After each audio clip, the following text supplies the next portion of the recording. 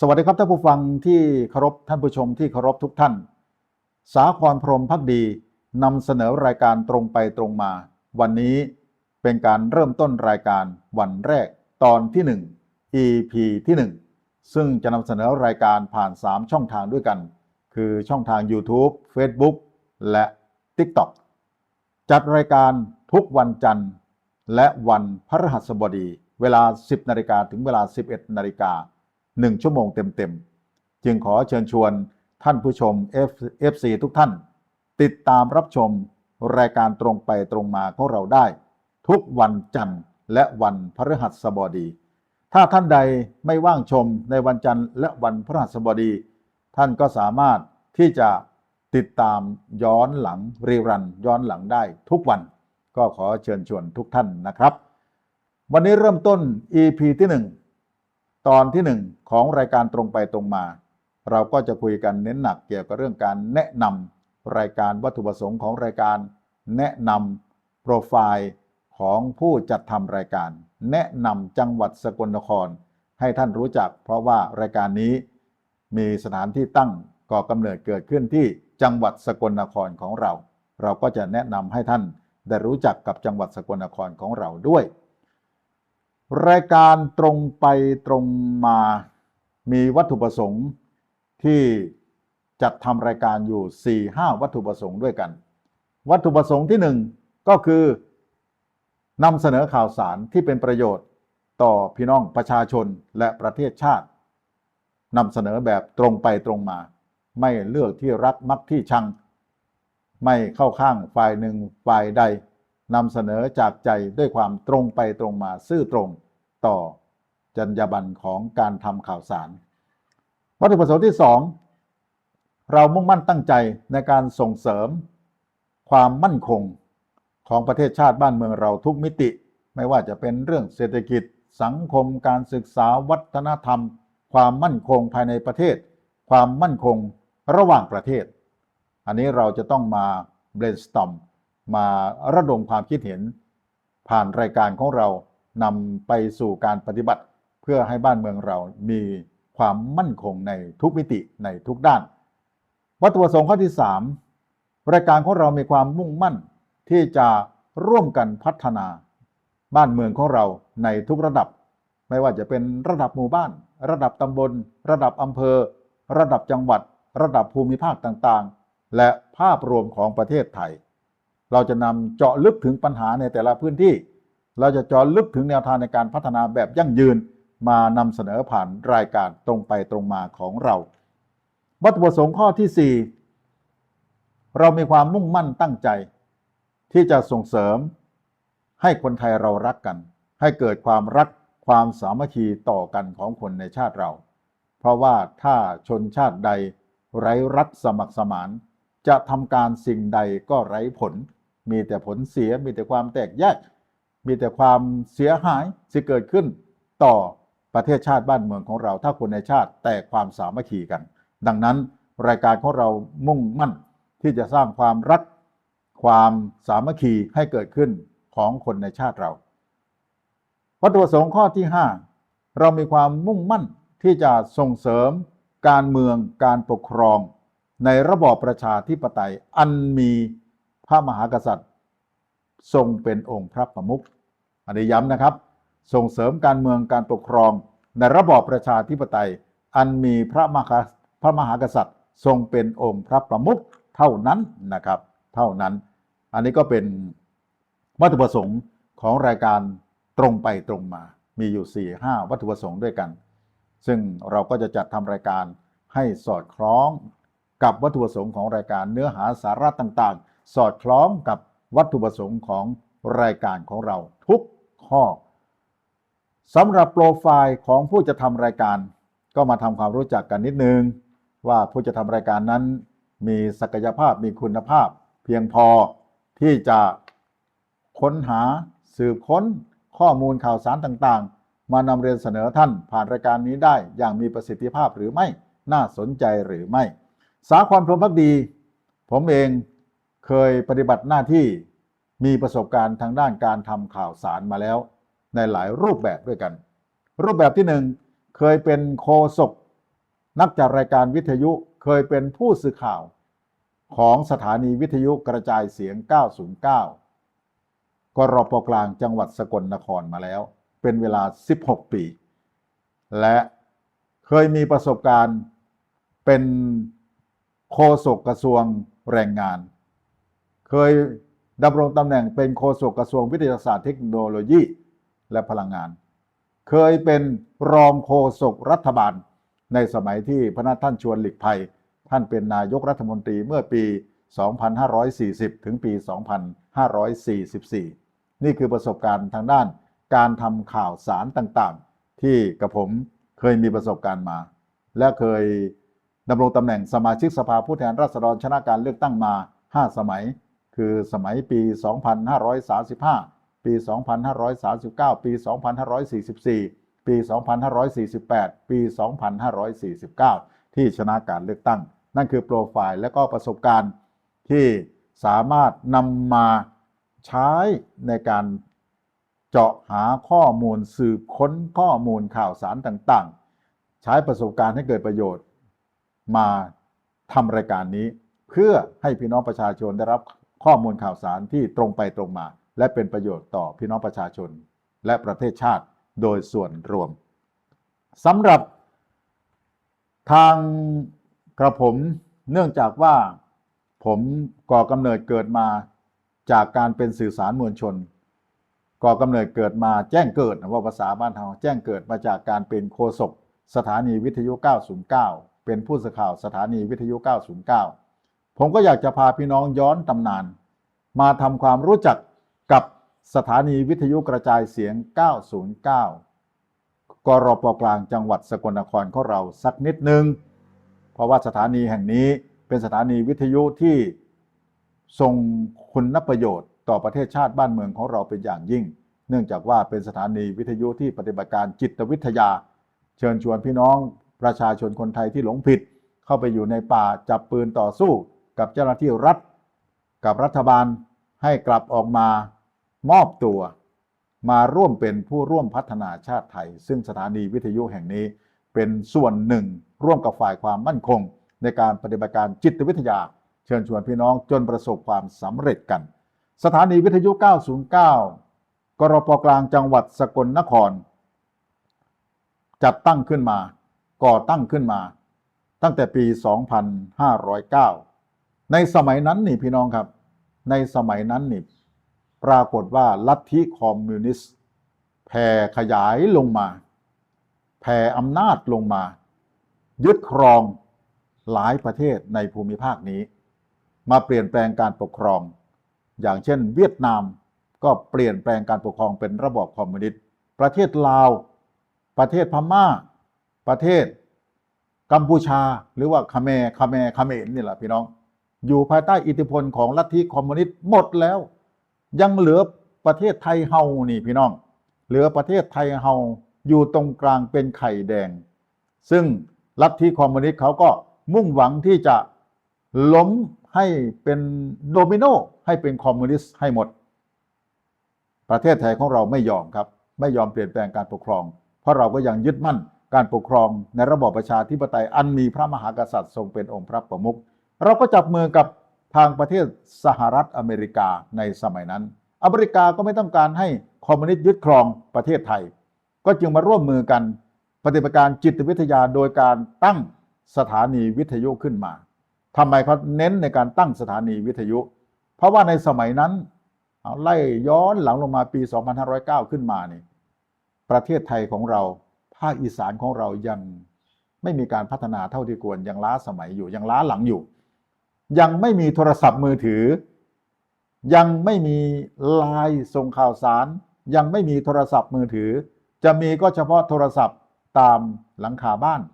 โทรศัพท์ตู้ตามเมืองใหญ่ๆตามชนบทไม่มีนะจะมีเฉพาะในเมืองใหญ่ๆเท่านั้นดังนั้นการสื่อสารสมัยก่อนโทรทัศน์ก็ยังมีภาคอีสานเรานี่มีสถานีโทรทัศน์อยู่สถานีเดียวคือช่อง 4 จังหวัดขอนแก่น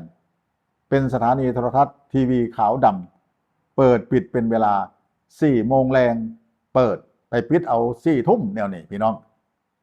งก็บ่มีเวลาได้เบิ่งโทรทัศน์หลายส่วนหลายก็สิ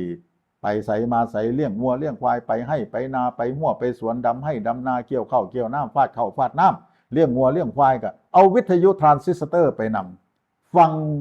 ข่าวสารต่างๆผ่านรายการวิทยุในสมัยนั้นสถานีวิทยุจึงเป็นสื่อสารที่ทรงพลังที่สุดในการเข้าถึงพี่น้องประชาชนดังนั้นอเมริกา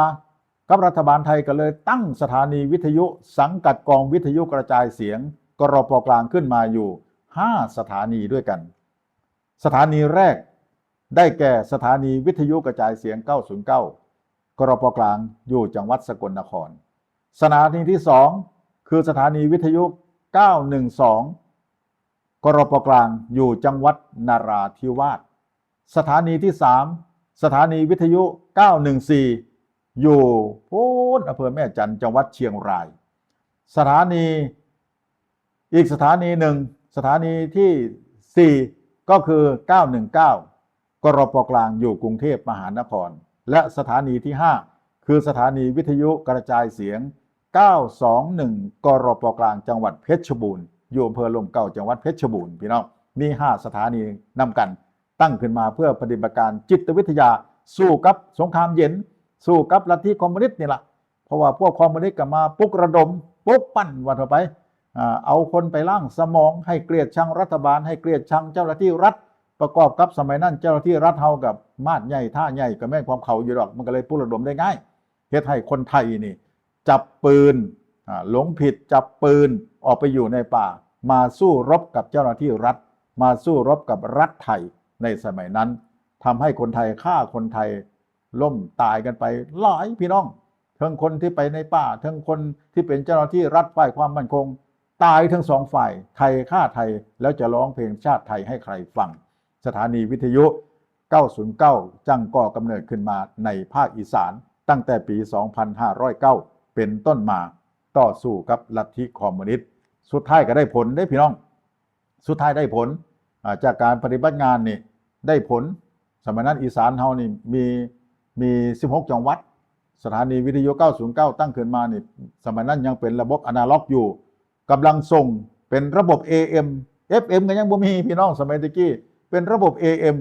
กำลังส่ง50กิโลวัตต์50กิโลวัตต์นี่มันครอบคลุมพื้นที่รับฟังได้เบิดภาคอีสานพี่น้อง16จังหวัดรับฟังได้เบิดเลยกำลังส่งมันสูงมากในสมัยนั้นก็ปฏิบัติการได้ผลพี่น้องได้ผลปฏิบัติการจิตวิทยาได้ผลจากการปฏิบัติงานของเราเมื่อประสบความสำเร็จนี่พี่น้องผู้หลงผิดทั้งหลายก็กลับเนื้อกลับโตเข้ามามอบโตเป็นผู้ร่วมพัฒนาชาติไทยของเราก็ถือว่าเป็นผลงานซึ่งสาครเองก็มีส่วนหนึ่งอยู่ในหันสถานีวิทยุ909ก่อตั้งขึ้นมาปี2509กำลังส่ง50กิโลวัตต์ครอบคลุม16จังหวัดภาคอีสานสถานีวิทยุ909ในสมัยนั้นนี่พี่น้องได้รับความนิยมจากพี่น้องประชาชนเนี่ยรับฟังเยอะมากสูงมากที่สุดเป็นสถานีวิทยุอันดับหนึ่งของภาคอีสานคนรับฟังสูงมากซึ่งผมจะเล่าให้พี่น้องฟังว่า909ของเรานี่มีโฆษกอยู่3รุ่นด้วยกันรุ่นที่1ก็คือรุ่นตั้งแต่ปี2509มาจนถึงปี2517ในรุ่นนั่นนี่พี่น้องหลายคนเกิดบ่ทันดอกว่าผมก็ยังเกิดบ่ทันสมัยนั้นโฆษกดังๆก็จะมีคุณลุงที่คำทำข่าวอุทิศนวลมณีคุณลุงตุ้มมงคุณลุงกันวันลอยคุณลุงหนหวยคุณลุงจานตุ้ยนี่นะพี่น้องโฆษกดังๆสมัยปี2509มาจนถึงปี2517โฆษกรุ่นที่2บัดนี้โฆษกรุ่นที่2ที่ต่อเนื่องกันมานี่สิมาเป็นรุ่นสุมผมนะได้บัดนี้ปี2518ฮอดปี2540นี่พี่น้อง40 41 42นี่เป็นรุ่นของสาครพรหมภักดีแล้วในรุ่นนี้ก็จะมีโฆษกดังๆอยู่หลายคนด้วยกันแล้วก็รุ่นที่3ก็คือจากปี2541มาจนฮอดปัจจุบันนี่แหละพี่น้อง909ยังมีอยู่ได้คู่มือนี่แต่ว่ายังเหลือแต่ FM ว่าต่อไป ยังเหลือแต่ FM กำลังส่งมันกันหน่อยมันบ่ได้ควบคุมเบิดภาคอีสานคือแต่เก่านะพี่น้องคือแต่เก่าดังนั้นวันนี้สาครพรหมภักดีจังสิขออนุญาตพาพี่พาน้อง FC รายการตรงไปตรงมาเจาะเวลาหาอดีตเจาะเวลาหาตำนานในอดีตของสถานีวิทยุ 909 โฆ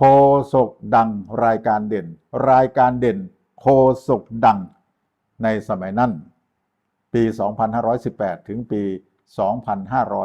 2540 มีไผแน่อยากมาเล่าสู่พี่น้องฟังเพราะว่าหลายคนนี่เคยฟังรายการของสถานีวิทยุ 909 อยู่ไสก็ฟังนะสมัยแต่ก่อนหอบวิทยุทรานซิสเตอร์ติดกระโตไปนำไปให้ไปนาไปใส่กับหอบไปนำฟังรายการสถานีวิทยุ 909 กรปกลางจังหวัดสกลนครในสมัยนั้นผมก็เชื่อมันว่าคนอายุ50 ปีขึ้นไปนี่ชื่อได้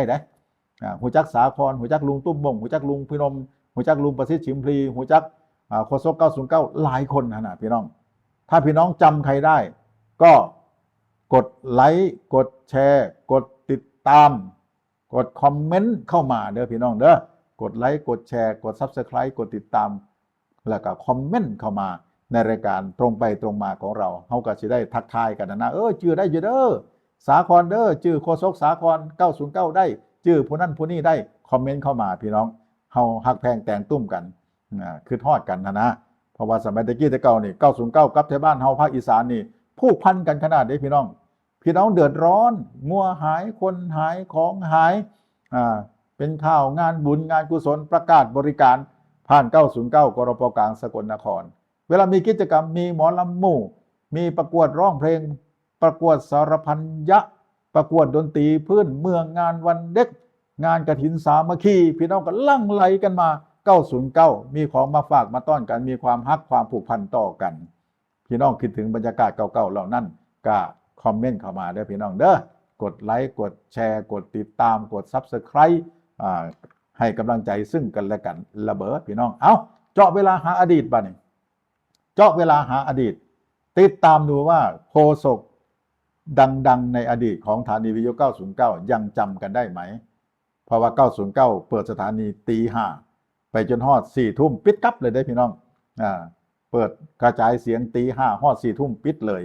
วันนี้เรามาเจาะเวลาหาอดีตรายการเด่นโฆษกดัง11รายการที่1 6:30 นาทีจนฮอดเวลา 7 นาฬิกาอันนี้เป็นรายการยามมื้อเช้า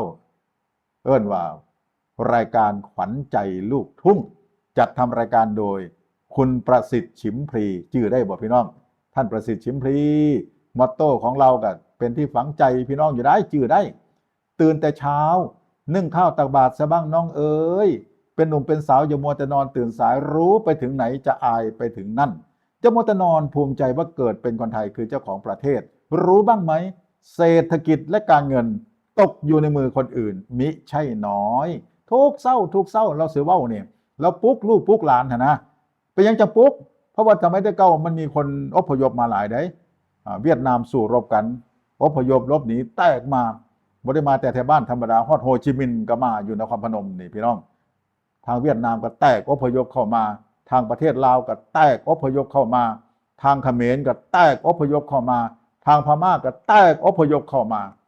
แล้วบ่มาซื่อๆเด้บัดนี้หลายคนก็มาทำมาหากินแข่งทำมาหากินกับคนไทยคุณลุงประสิทธิ์ชิมพลีเพิ่นก็เลยประกาศว่าโอ้ยลูกหลานอย่านอนตื่นสายได้อย่าขี้ข้านได้ให้ตื่นแต่เช้านึ่งข้าวตักบาตรซะบ้างน้องเอ้ยอย่ามัวแต่นอนตื่นสายรู้ไปถึงไหนจะอายไปถึงนั่นอย่ามัวแต่นอนภูมิใจว่าเกิดเป็นคนไทยคือเจ้าของประเทศรู้บ้างไหมเศรษฐกิจและการเงินตกอยู่ในมือคนอื่นไม่ใช่น้อยนั่นเราเตือนได้สมัยตะกี้คุณเพื่อนนี่คือกันตื่นสายได้บอกคนต่างด้าวเท่าต่างแดนโดยเฉพาะฝรั่งดังโมพูน่ะอยู่ทางชลบุรีพัทยาบางแสนระยองเต็มอยู่พี่น้องเต็มอยู่เขามาซื้อขี้ดินขี้ดอนเขามาซื้อคอนโดมาซื้อเฮือนซื้อซานซื้อดินซื้อดอนผ่านนอมินีขนาดผ่านนอมินีเขาเป็นเจ้าของพื้นที่พอเขาเป็นเจ้าของพื้นที่เขาเข้าไปใกล้กับบ่ได้คนไทยไปเหยียบกับบ่ได้บาดนี้อันนี้อันตรายได้พี่น้องคนรัสเซียแก๊งสแกมเมอร์สีเทาประเทศจีนคนจีนพุ่นน่ะหลั่งไหลเข้ามาฝรั่งดังโมก็เข้ามาหลายรัสเซียก็เข้ามาหลาย ถ้าไปทางภาคใต้บ้านี่ไปทางภาคใต้นี่แถวภูเก็ตแถวกระบี่อันนี้เป็นข่าวอยู่ตลอดเวลาในช่วงนี้ปรากฏว่าพวกยิวได้บ้านี่พวกยิวพวกอิสราเอลนี่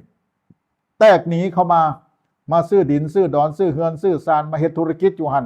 เป็นอาณาจักรเขาเลยบ้านนี้เป็นอาณาจักรเขาคนไทยจะเข้าไปใกล้กับบ่ได้หลายแสนคนอยู่แถวภูเก็ตอยู่แถวกระบี่ขนาดพี่น้องดังนั้นเฮาต้องตื่นต้องตื่นตัวแล้ว ถ้าเฮานอนรับบ่ฮู้นอนคู่บ่เห็นนี่จักหน่อยประเทศไทยสิบ่มีแผ่นดินอยู่ได้ยิวเข้ามาเขาสิมายึดเอาเพราะปานเป็นสนวนกาซาแห่งประเทศไทยล่ะพอแห้งระเบ้อพี่น้องพอแห้งระเบ้อเอาตื่นขึ้นมาพี่น้องลุงป้าน้าอาที่รักและเคารพทุกคนอันนี้เป็นรายการขวัญใจลูกทุ่งออกจากรายการขวัญใจลูกทุ่งนี่พี่น้องเวลาประมาณ 8:30 นาทีฮอดเวลา 9 นาฬิกาแต่เก้าก็เจ้าจัดรายการแค่30 นาทีบ่ฮอดชั่วโมงดอกนะ30 นาทีเท่านั้นรายการมะลำมะลอยจัดโดยหนุ่มหน้ามนคนหน้าเดิมมีชัยโคตรสมบัติชื่อได้อยู่บ่พี่น้องมีชัยโคตรสมบัติเนี่ยพี่น้องชื่อได้มะลำมะลอยหนุ่มน้อยหน้ามนคนหน้าเดิมมีชัยโคตรสมบัติรายการ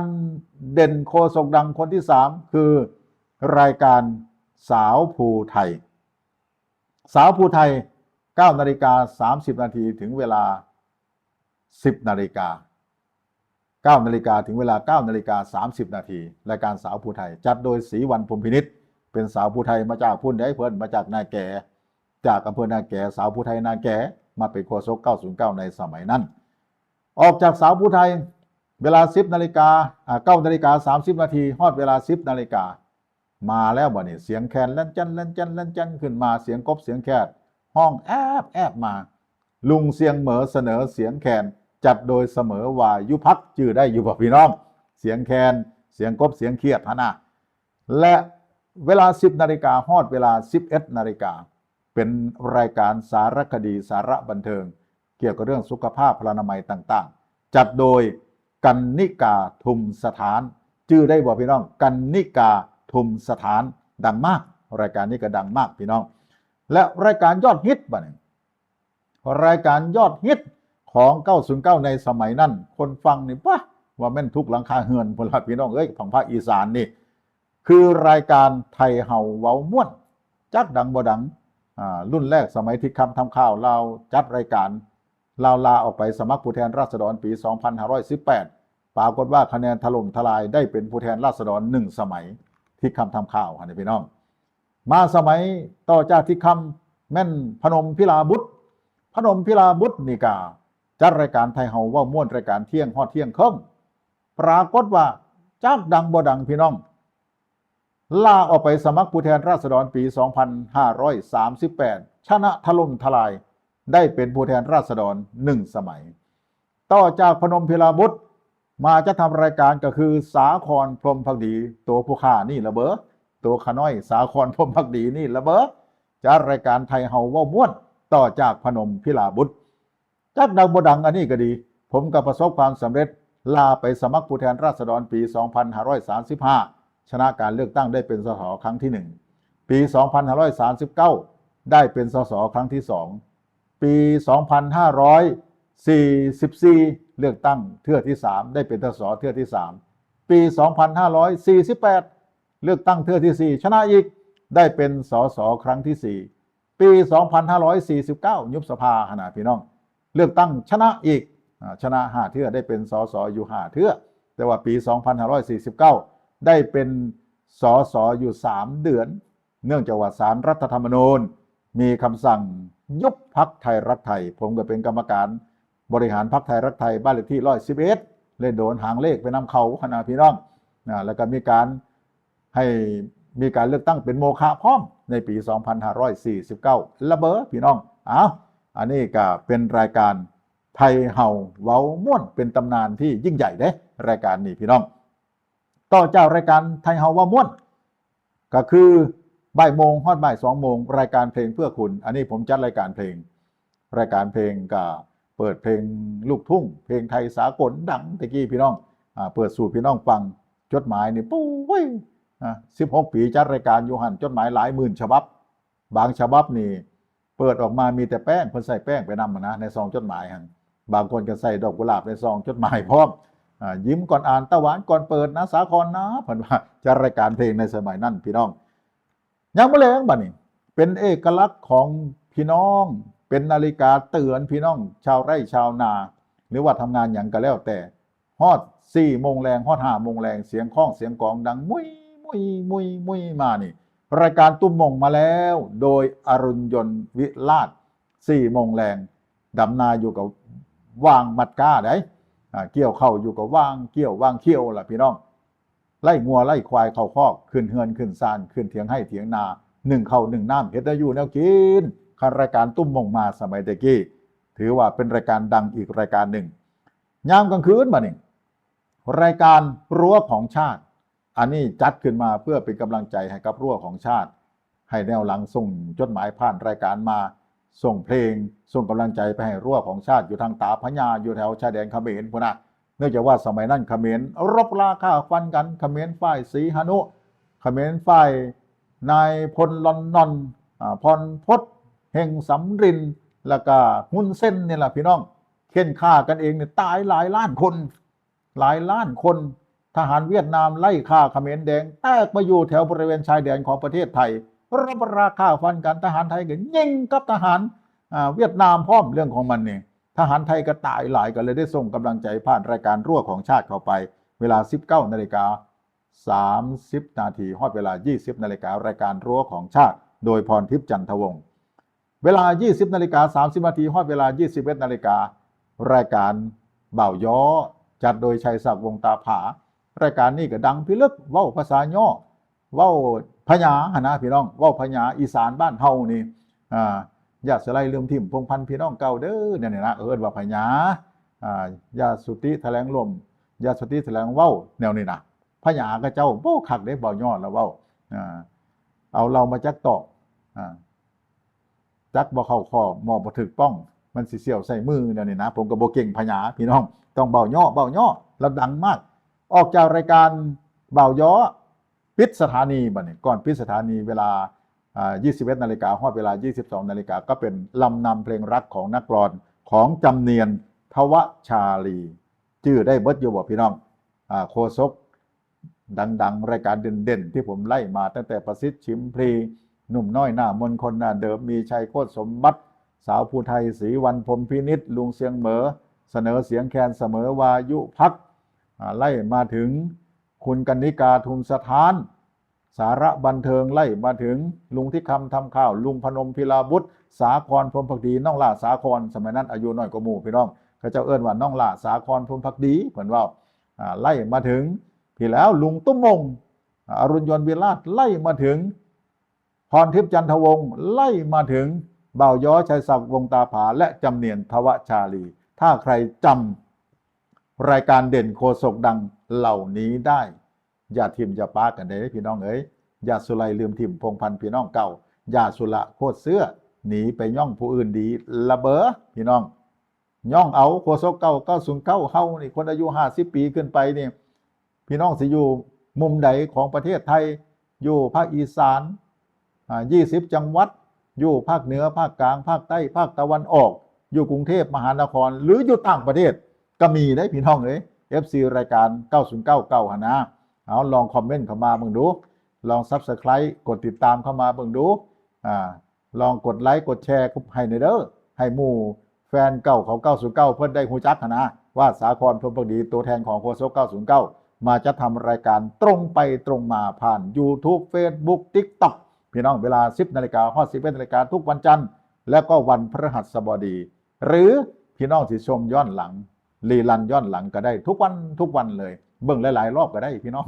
คือทอดกันเด้คือทอดกันก็เบิ่งหลายๆรอบก็ได้นอกจากโคศกแล้วเนี่ยทีมงานที่มีคุณูปการกับประเทศชาติบ้านเมืองของ909สกลนครเฮานี่ก็ยังมีอีกทีมงานหนึ่งเด้เอิ้นว่าเป็นชุดผู้สื่อข่าว909ชุดผู้สื่อข่าวนี่จะตะรอนไป16ภาคอีสาน16จังหวัดภาคอีสานสมัยนั้นไปเจาะหาข่าวเจาะลึกด้านความมั่นคง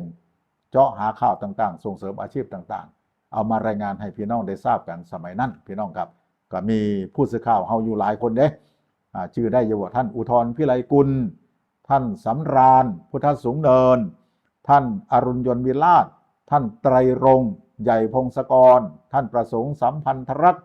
ท่านสาครพรหมภักดีผมนี่ละเป็นทั้งโฆษกเป็นทั้งผู้สื่อข่าวพี่น้องเอ้ย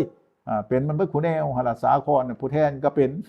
รองโฆษกรัฐบาลก็เป็นมาแล้วพี่น้อง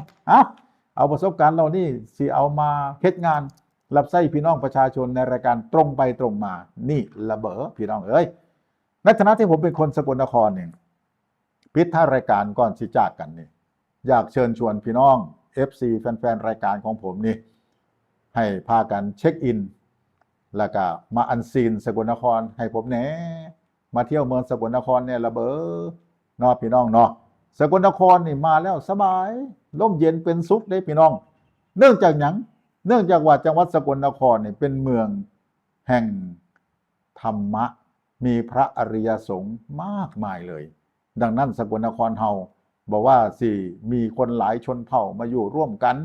บอกว่าสิมีหลายศาสนาพุทธคริสต์อิสลามอีหยังก็แล้วแต่มาอยู่นำกันนี่เราก็ไม่แตกแยกกันเพราะเรามีความร่มเย็นเป็นสุขมีความรักความสมัครสมานสามัคคีกันเราเป็นเมืองแห่งพุทธธรรมเป็นเมืองแห่งพระอริยสงฆ์พี่น้องครับมาเช็คอินมาเที่ยวสกลนครเรามาสกลนครมาเมื่อเดียวเที่ยวบัวทั่วได้มาสกลนคร2 มื้อกับบัวทั่ว3 มื้อกับบัวทั่วมาจาก4 มื้อ5 มื้อเสียมาสกลนครสิพาพี่น้องท่องเที่ยวกันไปสกลนครของเฮานี่มีพระอริยสงฆ์อยู่มากมายผมก็จะนำมาเรียนพี่น้องให้ได้ทราบกันพี่น้องรู้จักดีรูปที่1ก็คือหลวงปู่มั่นภูริทัตโตหลวงปู่มั่นนี่เป็นพระอาจารย์ใหญ่สายวิปัสสนากรรมฐานเป็นพระอริยสงฆ์เป็นพระอรหันต์ได้พี่น้องเอ้ยถ้าพี่น้องมาสกลนครได้กราบพระอรหันต์หลวงปู่มั่นภูริทัตโตพิพิธภัณฑ์เพิ่นก็อยู่นี่แหละอยู่วัดป่าสุทาวาสสกลนครแล้วก็อยู่บ้านหนองผือนาในอำเภอพนานิคมแล้วก็ยิ่งใหญ่ในหลวงเสด็จมายกยอดมาเปิดเลยอยู่นาในนี่พี่น้องครับรูปที่2ที่เป็นพระอริยสงฆ์กับหลวงปู่หลุยนี่ก็มีพิพิธภัณฑ์อยู่ในวัดป่าสุทาวาสใกล้ๆกับพิพิธภัณฑ์หลวงปู่มั่นนั่นแหละพี่น้องไปมองเดียวได้กับพระอริยสงฆ์สองพระอริยสงฆ์ด้วยกัน2 พระอรหันต์ด้วยกันรูปที่3ก็คือหลวงปู่ฟั่นนี่พิพิธภัณฑ์เพิ่นอยู่อำเภอพนานิคมวัดป่าอุดมสมพรอำเภอพนานิคมหลวงปู่วันนี่ก็พิพิธภัณฑ์เพิ่นอยู่ภูผาเล็กพุ่นแล้วพี่น้องภูผาเล็กอะทางอำเภอส่องดาวจังหวัดสกลนครพี่น้องมาแล้วต้องมาหลายมื้อจะได้ไปกราบไหว้ได้ทั่วได้พระอริยสงฆ์เขาได้บุญได้กุศลนั่นน่ะพี่น้องเต๊กก็ไหว้พระ9 วัดพุ่นละเบ้อองค์ที่5คือหลวงปู่ผ่านนี่ต้องอยู่อากาศอำนวยองค์ที่6หลวงปู่แตงอ่อนอยู่บ้านนอนนิวาสองค์ที่7หลวงปู่บุญนาอยู่พนานิคมองค์ที่8หลวงปู่บุญพินอยู่อำเภอวาริชภูมิองค์ที่9หลวงปู่สุภาอันนี้ดังมากเพิ่นเคยไปอยู่ภูเก็ตพี่น้องอันนี้อยู่ตำบลข้อเขียววาริชภูมิพิพิธภัณฑ์เพิ่นน่ะหลวงปู่องค์ที่10ก็คือหลวงปู่คัมภีร์รัชปัญญาคมวัดถ้ำภูพระทองวัดภูถ้ำพระอำเภอวาริชภูมิพี่น้ององค์ที่11หลวงปู่แฟบอยู่อำเภอบ้านม่วงองค์ที่12หลวงปู่เจียมอยู่อำเภอกุดบากองค์ที่13หลวงปู่แบนธนากโรวัดดอยธรรมเจดีย์อำเภอโคกศรีสุพรรณองค์ที่14หลวงปู่ขาวอยู่อำเภอนิคมน้ำอูนองค์ที่15หลวงปู่สุธรรมอยู่บ้านเป้าวาดอำเภอเมืองสกลนครเฮานี่อันนี้ยกตัวอย่างมาบางองค์ได้พี่น้องเอ้ยพระอรหันต์บางองค์พระอริยสงฆ์บางองค์แค่นั้นเองพี่น้องมาสกลนครมาทำบุญมาท่องเที่ยวสายธรรมะกราบพระอริยสงฆ์สกลนครเต๊กกว่าเฮ็ดบุญ9 วัดพี่น้องได้บารมีธรรมของพระอริยสงฆ์เพิ่นคุ้มครองส่งเสริมให้โชคให้ลาภให้เจริญรุ่งเรืองก้าวหน้ามาอันซีนสกลนครท่องเที่ยวสายธรรมะไหว้พระสกลนคร5 วันครบแน่นอนพี่น้องครับนอกจากไหว้พระอริยสงฆ์แล้วนี่ยังมีพระธาตุสำคัญที่เป็นพระธาตุที่มีประวัติศาสตร์อันยาวนานที่พี่น้องควรมากราบไหว้ศักดิ์สิทธิ์มากพระธาตุเชิงชุมมีสโลแกนมีมอตโต้สกลนครอยู่ในมอตโต้สกลนครพระธาตุเชิงชุมคู่บ้านพระตำหนักภูพานคู่เมือง งามลือเรื่องหนองหานแลตระการปราสาทพึ่งสวยสุดซึ้งสาวภูไทยถิ่นมั่นในพุทธธรรมพี่น้องมาวัดพระธาตุเชิงชุมมาไหว้พระธาตุเชิงชุมได้ไหว้หลวงพ่อพระองค์แสนพระคู่บ้านคู่เมืองได้เห็นเม็ดเมล็ดข้าวนะพี่น้องเมล็ดข้าวใหญ่ซ้ำลูกมะพร้าวนี่ลองมาเบิ่งเด้อพี่น้องเด้อมาพระธาตุเชิงชุมไปพระธาตุเชิงชุมแล้วไปพระธาตุนารายณ์เจงเวงพระธาตุดุมพระธาตุภูเพกพระธาตุศรีมงคลเนี่ยมาสกลนครไหว้พระธาตุอันศักดิ์สิทธิ์กันระเบ้อพี่น้องนอกจากนี้แหล่งท่องเที่ยวหลายพี่น้องวัดถ้ำผาแดนนี่งามปานเมืองสวรรค์พวกเราพี่น้องเอ้ยวัดดอยธรรมเจดีย์เนี่ยกันงามวัดถ้ำพระทองวริจภูมิวัดพระอาจารย์วันภูผาเล็กไปไหว้พญาเต่างอยอยู่อำเภอเต่างอยไปเที่ยวหนองหานดอนสวรรค์ดอนผาแดงนางไอ่พวกเราพี่น้องเที่ยวน้ำตกกกดูเที่ยวหาดสวนหินดงคำโพวาริจภูมิถ้ำเสรีไทยอุทยานแห่งชาติห้วยหวดห้วยเดี่ยงเนี่ยงามพี่น้องงามนอกจากไปพบกับแหล่งท่องเที่ยวต่างๆแล้วนี่พี่น้องได้มาสัมผัสกับความอ่อนโยนวัฒนธรรมอันดีงามของชนเผ่าสกลนครทั้ง8ชนเผ่าแต่ละชนเผ่ามีวัฒนธรรมอันดีงามพูดนิ่มยิ้มหวานบริการดีทุกชนเผ่าเลยพี่น้องประทับใจอย่างแน่นอนสกลนครมี8ชนเผ่ามีชนเผ่าใดเนี่ยพี่น้อง1ชนเผ่าย้อชนเผ่าย่อเนี่ยก็มีอยู่ในเมืองเทศบาลนครสกลนครเฮาหลายพี่น้องเต็มเลยละเต็มเทศบาลเลยละเทศบาลนครนี่แล้วก็มีกระจายออกไปอยู่ทางบ้านหนองปิงย่อบ้านหนองปิงย่อห้วยเล็กไฟแนวนี้นะทางอำเภอนิคมน้ำอูนภาษาย่อเนี่ยม่วนเด้พี่น้องเวลากระเจ้าถามกันเนี่ยไปซ้ายไปตลาดระเบอมาแต่ซ้ายมาแต่นานระเบอเฮ็ดย่างกินข้าวระเบอเฮ็ดย่างไปเที่ยวเบิ่งหมอลำระเบอป้าเข้าท่าได้ภาษาย่อนะพี่น้องภาษาย่อเนี่ยสาครกับคนเทศบาลนครนี้เฮือนสาครก็อยู่ตรงข้ามกับวิทยาลัยเทคนิคสกลนครแป๊ะๆกับมหาวิทยาลัยราชภัฏสกลนครหมู่บ้านเด่นธานีขึ้นฮอดขึ้นถึงโคศก909กับมาได้พี่น้องเอ้ยมาเยี่ยมมายามสาครนี่ละเนาะชนเผ่าที่2ได้แก่ชนเผ่าภูไทยว่าภาษาภูไทยเป็นชนเผ่าภูไทยอันนี้ส่วนหลายก็สิมีอยู่ในพื้นที่อำเภอวาริชภูมิพันนานิคมเต่างอยบางส่วนแล้วก็โคกศรีสุพรรณชนเผ่าภูไทยนี่วาริชภูมินี่มีทุกตำบลวาริชภูมิตำบลปลาโหลตำบลข้อเขียวตำบลคำบ่อมีแต่คนภูไทยอ้อยต้อยพี่น้องยกเว้นตำบลหนองลาดเป็นคนไทยลาวอีสานเต็มอ้อยต้อยคือกันอันนี้ก็ดีไทยลาวอีสานอยู่ตำบลหนองลาดวาริชภูมินะพี่น้องอันนี้คือภูไทยวาริชภูมิจนได้เป็นเจ้าภาพจัดงานภูไทยโลกคนละจักหลายบ่หลายอยู่เมืองวาริชภูมินะอยู่อำเภอพรรณนานิคมนี่ก็ภูไทยหลายพรรณนานิคมเบิดเทศบาลนั่นแหละภูไทยบ้านหนองโดกแม่นเบิดล่ะพี่น้องออกจากพรรณนานิคมเต่างอยบางส่วนแต่ว่าโคกศรีนี่มีหลายอยู่ในพื้นที่บ้านห้วยหีบนาศรีนวลท่านประธานประกรณ์ศรีพุ่นละภาษาภูไทยพี่น้องทางโคกศรีสุพรรณอันนี้คือชนเผ่าภูไทยอีกชนเผ่าหนึ่งคือชนเผ่าย้อยนี่ก็มีหลายอยู่อากาศอำนวยพี่น้องไทยย้อยว้าวม่วนวัฒนธรรมความงดงามในการแสดงออกกับเจ้านี่ครับไทยย้อยนี่พี่น้องครับไทยย้อยมีอยู่อากาศแล้วก็มีย้อยพี่น้องบ้านพักตบอำเภอวาริชภูมิอันนั้นก็ย้อยคือกันพี่น้องย้อยคือกันชนเผ่าที่4คือชนเผ่ากะเลิงนี่มีอยู่ทางอำเภอกุดบากสกลนครชนเผ่าที่5คือชนเผ่าไทโซนี่กุสุมานนี่เต็มบัดเลยพี่น้องชาวโซอยู่กุสุมานแล้วก็มีกระจัดกระจายอยู่บ้านนาเราอำเภอพรรณนานิคมมีกระจัดกระจายอยู่บ้านหนองแวงโซอำเภอสองดาวเนี่ยนี่พี่น้องอำเภอสองดาวชนเผ่าที่6เอิ้นว่าเป็นชนเผ่าไทยลาวอีสานนี่มีกระจัดกระจายอยู่บัดทุกหมู่บ้านในเมืองสกลนครนี่หลายกว่าหมู่พี่น้องมาจากไสแน่อพยพมาจากอุบลราชธานียะโสธรร้อยเอ็ดสารคามพุ่นแล้วชัยภูมิฮอดขอนแก่นอุดรธานีอพยพมาอยู่สกลนครอันนี้ว่าชนเผ่าไทยลาวอีสานระเบ้อพี่น้องอีกชนเผ่าหนึ่งคือคนไทยเชื้อสายจีนอพยพมาจากเมืองจีนมาทำมาหากินอยู่ประเทศไทยอันนี้